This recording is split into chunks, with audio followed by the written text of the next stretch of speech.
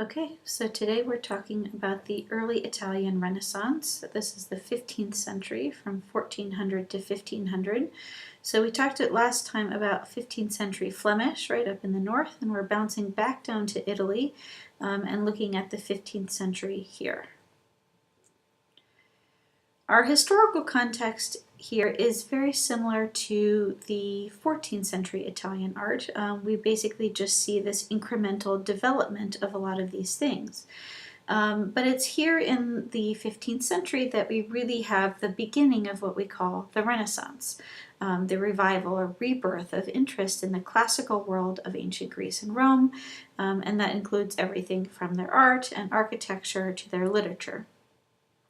This is a continuation, as we talked about before, of humanism, right? This basic general shift away from the medieval obsession with the divine, more towards this concern with the earthly world, right? With the human world and our place in it.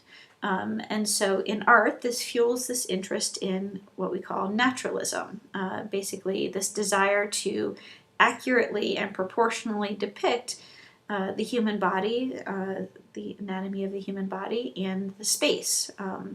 And so one of the ways to achieve that is to apply math and science to art. And so it's in this period that we see the development, and maybe we might say rediscovery from ancient Greece and Rome, of linear and atmospheric perspective. We'll talk about those in coming slides, but basically these are both methods of trying to present the illusion of a three-dimensional world on what is a two-dimensional surface, right? Either a painted surface or a sculptural relief. By doing this, by adding math and science to what was previously simply kind of the handcraftsmanship of painting, this begins to elevate the status of the artist from these simple artisans or craftsmen to intellectuals, and we'll see that continue in the High Renaissance. During this period, there was this rediscovery of things like Euclidean geometry and all of this math from ancient Greece and Rome. There was this profound belief that math was beautiful and that mathematical truth essentially equaled formal beauty, right? And so if you could put that these mathematical proportions in your painting, that it would become beautiful, or that it would be beautiful.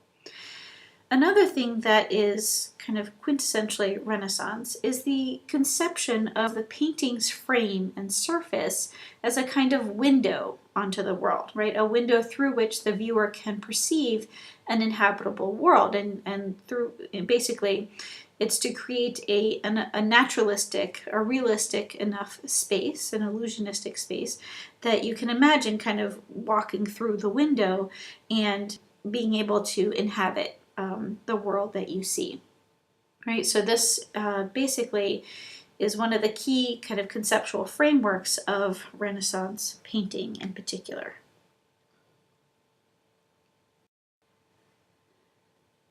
One of these methods to achieve this, as we talked about, is called linear perspective, and I'm sure many of you who are studio art majors have had to do this in drawing classes and that sort of thing.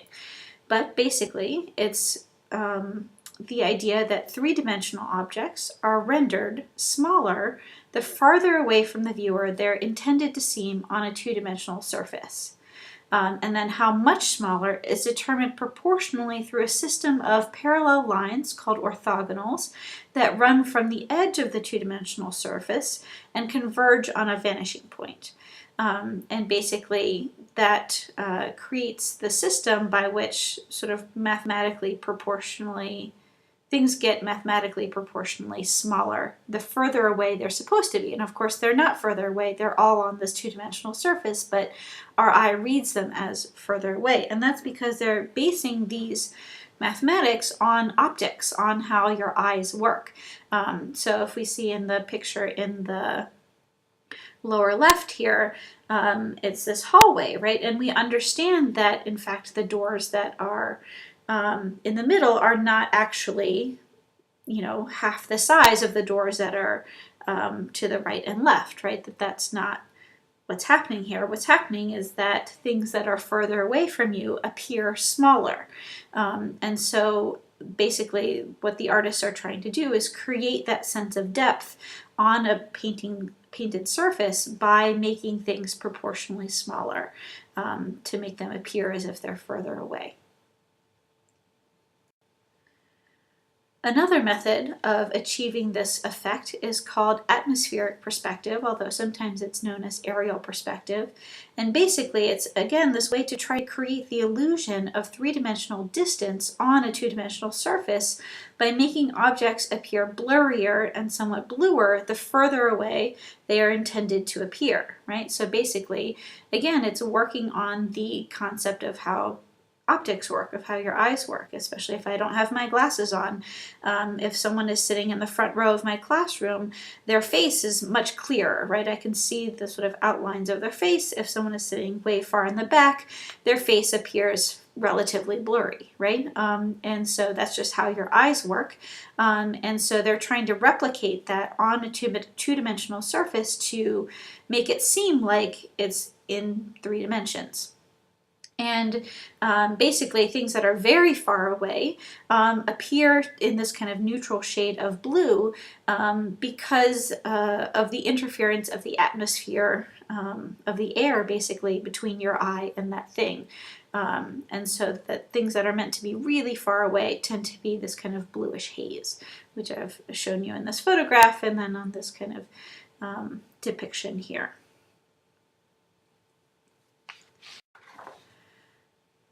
We're going to start in Florence because basically Florence is the birthplace of the Renaissance.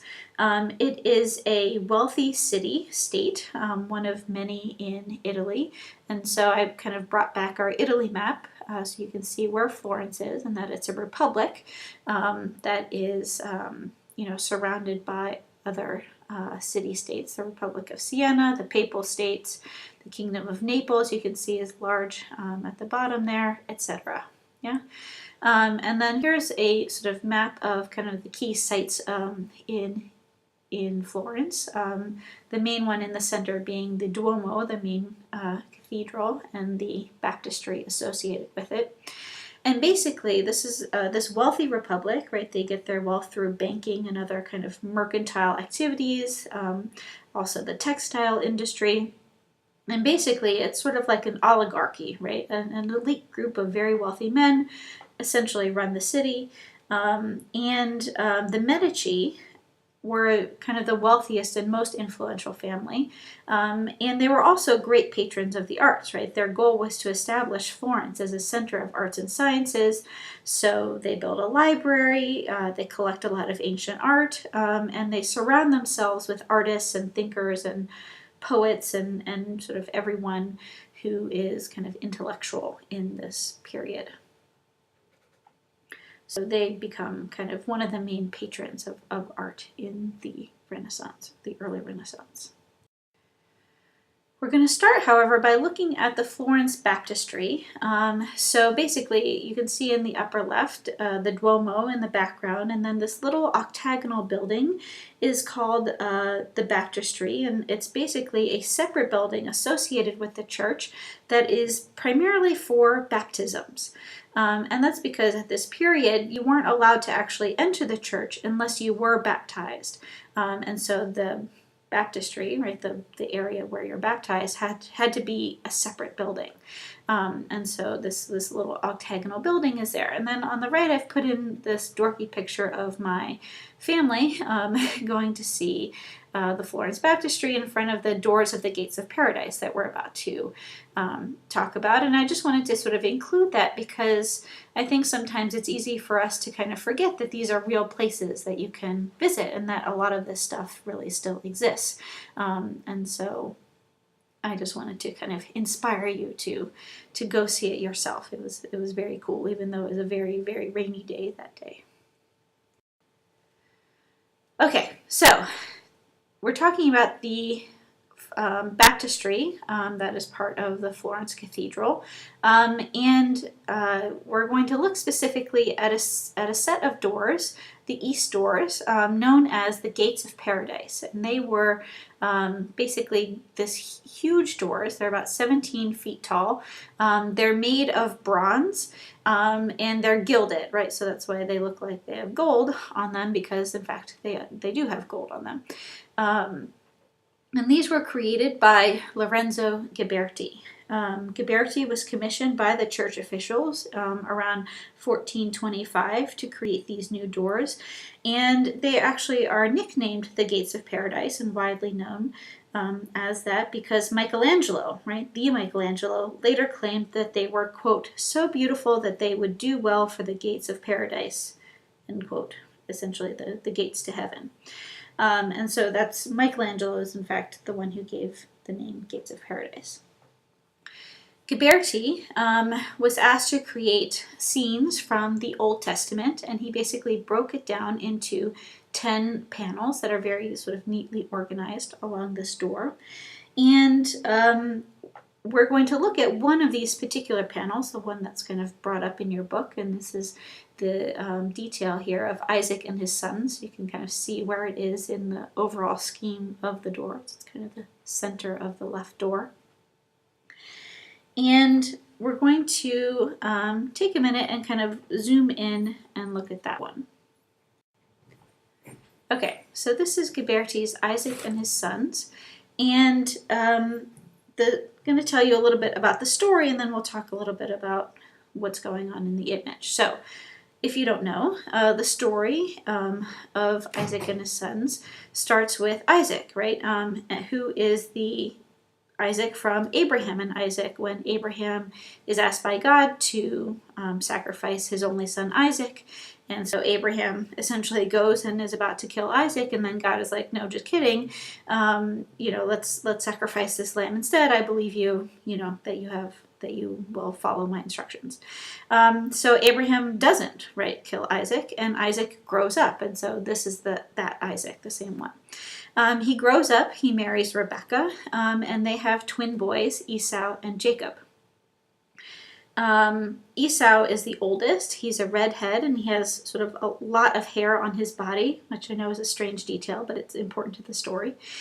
He's kind of this strong kind of hunting type, but one who really hated school, didn't like to learn. Jacob, his twin brother, on the other hand, was very fair. He didn't have a lot of hair, and he was the kind of studious guy, right? He loved to learn. He stayed home to tend the sheep, did a lot of reading. Now, Isaac, at this point, when they're sort of young men, is essentially blind, right? He's very old. He's basically blind. And he doesn't really see how Esau sort of avoids learning, but Rebekah does. And so she ends up favoring the other kid, Jacob, right? The one who's essentially smarter. However, since Esau was technically the oldest, the one who came out first, he would inherit his father's property. And so one day, Isaac decides, okay, this is going to be this moment of the inheritance. And Isaac sends Esau out to hunt and bring back a meal, after which he would bless him with his inheritance. Now, Rebekah wants it to be Jacob. So Rebekah tells Jacob and devises a plan to trick Isaac by them preparing a meal and then covering Jacob in sheep's wool to make him feel as hairy as Esau. So Jacob, in disguise, goes to Isaac, with the wool. Isaac feels the wool, thinks it's Esau, and is blesses him with his inheritance. And basically, it's this like sibling rivalry that takes it really far. Jacob becomes the father of the 12 tribes of Israel, and Esau becomes the father of the Edomites, a people who fought the Israelites and who were pagan and worshipped fertility gods. So he becomes this kind of bad figure, quote unquote, bad figure in the Bible. So this story is actually has, as you can see, lots of dimensions kind of across time.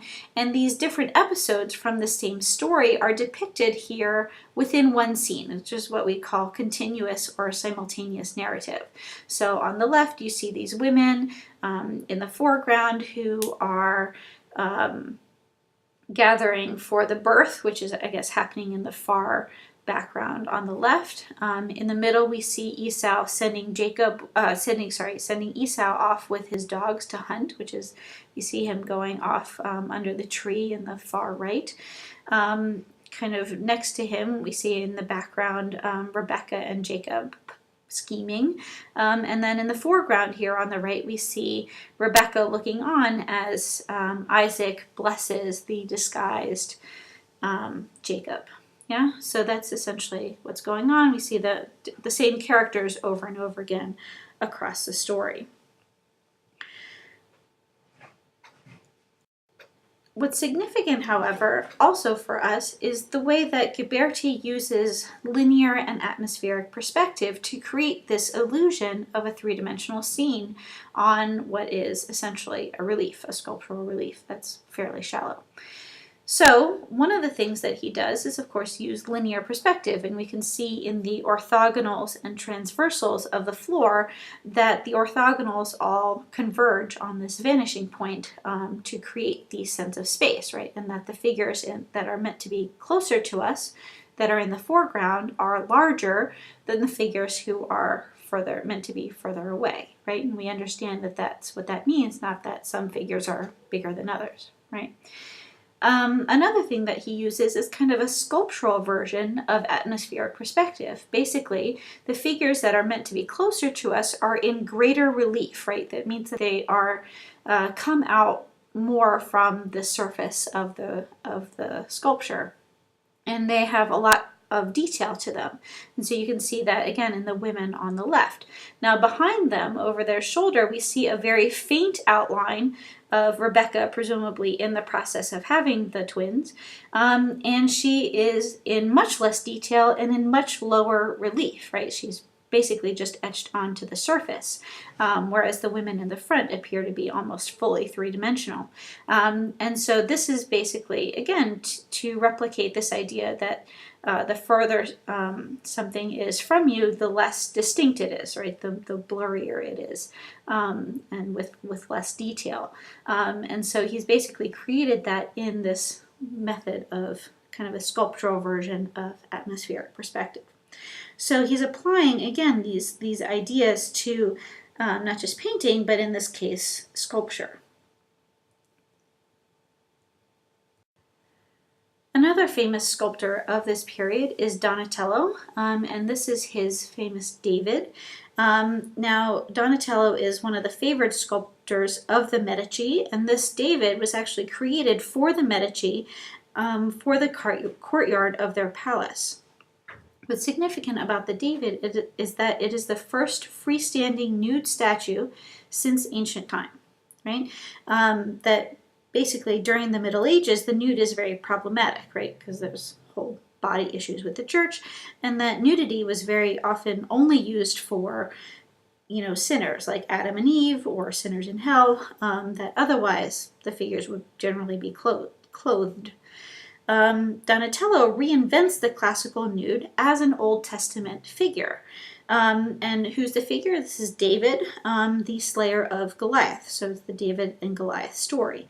So I'm going to kind of, in case you don't know what that story is, I'll give you kind of a brief synopsis here. Essentially, Goliath was this 9-foot tall giant in the Philistine army, which had come to attack the Israelites. And the Philistines and the Israelites agreed to basically single combat, meaning that one soldier from their army and one soldier from the Israelite army would sort of fight to the death, and whoever won, whoever's sort of pawn won, that army would win, right? It's to kind of avoid mass slaughter. So David, who is a young teenager, had been sent to the battlefield by his father to bring news of his older brothers, who were actually in the army. When he's there, he witnesses Goliath taunting the cowering sort of Israelite army, no one of which wants to fight this 9-foot tall giant. And so David, this young kid, volunteers to fight. And remarkably, he goes without armor, only armed with his slingshot. So as Goliath is approaching, David sends a stone via slingshot and finds a hole in his armor, hits him in the head, stunning him and causing him to fall down. Then David runs over, takes Goliath's own sword, and kills him and cuts off his head, right? The Philistines were scared, basically, and retreated and were essentially defeated by the Israelites, right? So it's this story of Israelite victory. And the point of the story in the Bible is that God was, of course, on David's side, because how else would this little kid be able to defeat this giant? And so the moment in the story that's being represented here is essentially the after scene, right? And we know that because David is standing there holding a sword, and at his feet is the head of Goliath. So I just brought up some of these details so you can see it more clearly. The head of Goliath versus the sort of contemplative but very youthful face of David, right? And he's kind of thinking about what he's done. What's significant about the David is that it reintroduces what we call contrapposto. And basically it's this posture associated with a standing figure, and basically the weight of the whole figure is shifted onto one leg, and that causes the hips to shift up and over that leg, and the torso, right, the chest, to compensate by shifting away from the leg. And that creates this kind of counterbalanced S-curve around the axis of the spine. The purpose of this is to achieve a kind of greater anatomical naturalism, right? That this is kind of how showing in more detail how the body actually functions, right? And how it stands at rest. And it stems from the sculpture of ancient Greece, right? For example, Polycletus's Doryphorus, which I'm sure you remember from 221. So he's, using the nude, right? And part of the reason he uses the nude is that David is unarmed, right? He doesn't have armor. But he's using it as this kind of classical trope, right? Because almost all of the ancient sculptures were nude. And he applies it to this kind of young boy, right? This essentially prepubescent boy who is created in his kind of young splendor there. Another reason why the David becomes so important is that the figure of David as this kind of underdog figure comes to symbolize the Republic of Florence, right? They think of themselves as a similar kind of underdog in the face of some of the large kingdoms who are often kind of beating at their door, one of which, relatively contemporary with this sculpture, was the King of Naples, right? We saw the huge kingdom of Naples at the bottom of the boot of Italy. Naples had actually conquered Rome and basically was threatening to invade Florence. And on the eve of when they're about to attack, basically the king dies unexpectedly. And so the army kind of disbands and Florence is left intact. And so this idea kind of gets in their heads, right, that they are this David in the face of this, Naples Goliath. And so the figure of David becomes sort of intimately associated with Florence and by extension the Medici. Now let's look at some Renaissance painting. While Giotto is often thought of as this kind of pre-Renaissance father, right? A lot of people suggest that the beginning of the Renaissance proper begins with the painter Masaccio. And we see that this painting, the Holy Trinity, located in Santa Maria Novella, this church in Florence, is basically, without a doubt, one of his most famous works, and is kind of this quintessential Renaissance painting. And we'll see that he uses this kind of linear perspective and a couple of other features that make it sort of quintessentially Renaissance. I want to note, however, that this is a fresco and not an altarpiece, and so I've shown you kind of where in the chapel, where in the church it actually is located. And it's painted with such detailed linear perspective that it basically is meant to look like kind of an extension of the church, right? It's meant to look like a little chapel in the church, but of course it's just a flat painting. Let's talk a little bit about what's going on. So the figures on either side that are kind of outside of the main scene, who are kneeling with their hands in prayer. Hopefully by now we recognize that these are donor portraits, and the donors here are Lorenzo Lenzi and his wife. Then in the scene we have Mary, Virgin Mary, and St. John the Evangelist, who are commonly depicted at the crucifixion. We see Mary in this kind of funny Vanna White gesture, sort of offering up Christ to us, her son to us. Of course, Christ we have on the cross. Above Christ, we have the dove of the Holy Spirit, and kind of cradling Christ is God the Father.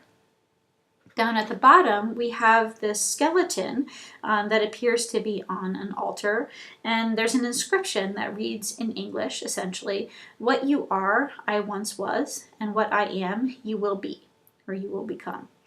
And basically, it's a reminder of death, right, which is what we call a memento mori.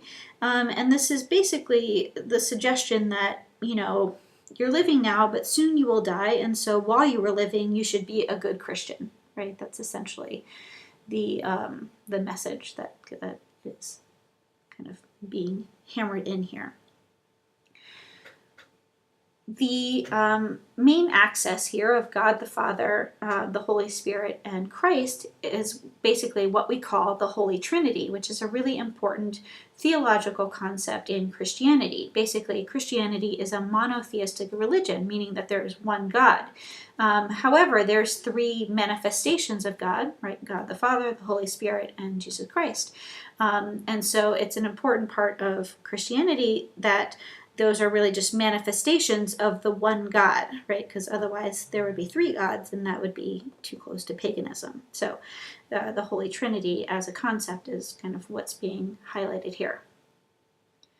What's fascinating, however, about this, and what kind of makes it also sort of quintessentially Renaissance, is that Masaccio has placed this scene in what is essentially ancient Roman architecture.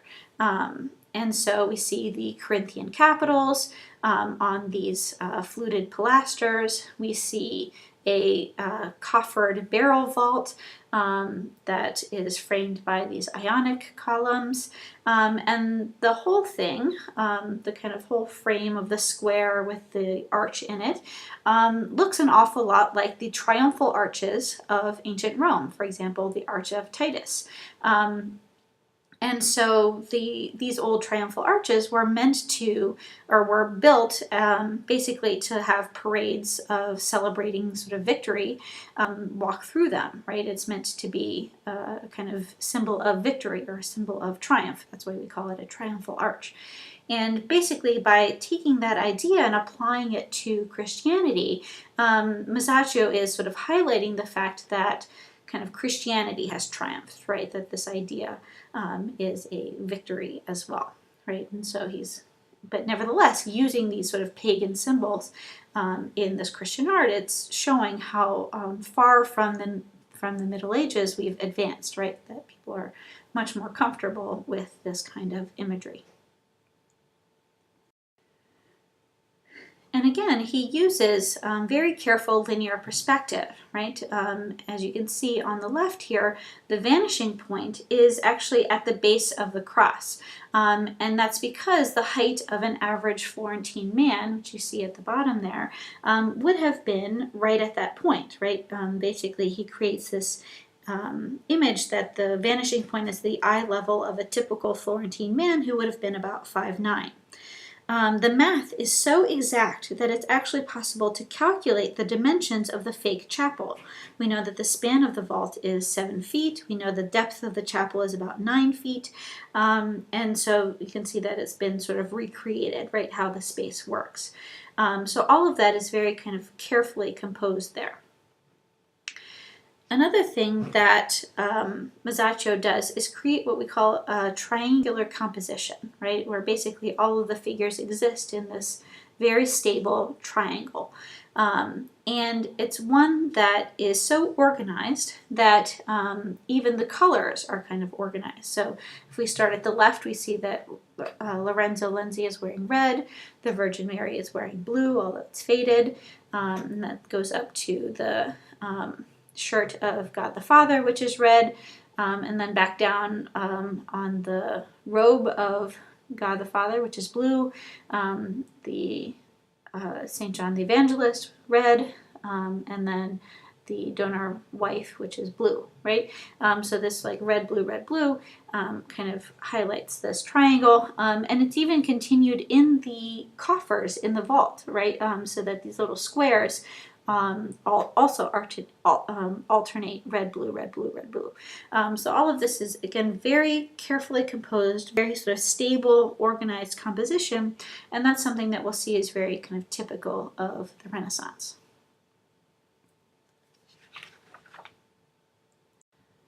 I wanted, however, to look at this other painter. This is Sandro Botticelli, and this is his famous Birth of Venus, which is also from this period, but which is maybe less concerned with linear and atmospheric perspective. As you can see, this painting, doesn't have great sense of space, and even its anatomical accuracy is a little bit skewed. Botticelli paints this painting for the Medici, and it has more in common with the graceful elegance of some of the late Gothic, right, the court style, which kind of makes sense because essentially the Medici family had a sort of court around them. What's significant for us is that also that it's painted on canvas, right? It's still using egg tempera, but it's painted on canvas. So this is one of the earlier ones that's not painted on wood.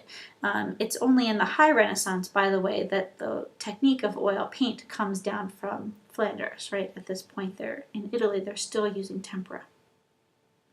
This scene is based on a poem of a contemporary poet also associated with the Medici, and it's based on this classical story that Venus, right, the goddess of love, was born of sea foam and carried on a shell to the island of Cyprus, which is her sort of sacred island.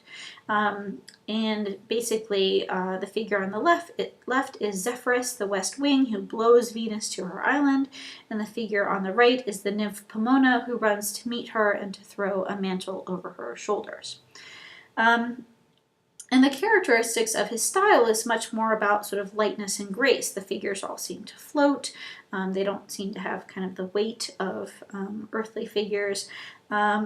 We see that their proportions are a little bit exaggerated, right? The figure of Venus seems kind of stretched and elongated, and that's meant to connote sort of elegance, right? This idea of this sort of tall, skinny figure is meant to be elegant, even if it's not in exact proportions, and that idea is one that is really actually not that unfamiliar to us. That's kind of what we conceive of as supermodels, right? These sort of people who seem like they're stretched out a little bit.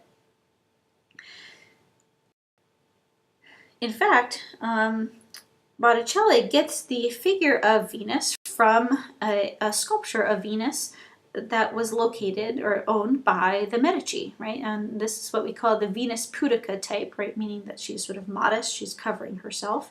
And as you can see, the Botticelli's Venus basically is in the exact same pose, right?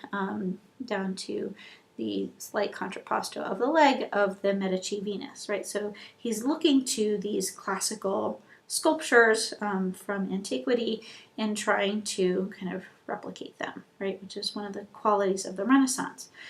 What's different about this, though, is that he's not applying it then to Christian art, right? Venus appears nowhere in the Bible and is in fact not at all a Christian image. This is a purely pagan image, right, from classical antiquity that has nothing to do with Christianity. And that's another thing that kind of makes it significant for us, right? That we've moved beyond the medieval kind of restrictions against these classical subjects. However, there's still some people who have problems with it, right? And basically, causes kind of the decline of Florence. So in the 1490s, in the last decade of this century, the city comes under the influence of a really kind of hardcore Dominican monk named Girolamo Savonarola. And Savonarola basically denounces humanism, right? Denounces the Medici as having corrupted Florence, right? He preaches against the vanity and excess of their, court and their artists and everything. Basically, he encourages all of the citizens of the town to burn anything related to the classical or pagan past, right? Everything from books to artworks. And this is known as the bonfire of the vanities. And the point of this is that, Florence was not going through great times at that moment, and basically he blames humanism, right, and blames the Medici for it. So the Medici and a bunch of these other powerful families flee the city, right? They want, they don't want to deal with this crazy guy. And basically that leaves no patrons for the arts, right? And because all the artworks are being burned, right, and it's not a good environment for art, this causes the artists to leave Florence too. And basically what happens is that the artists leave and they go to different parts of Italy. And basically the center of the High Renaissance then shifts to Rome, right, the city of Rome, rather than Florence, because Florence is going through this bad time. And that is where we will pick up next time with the High Renaissance.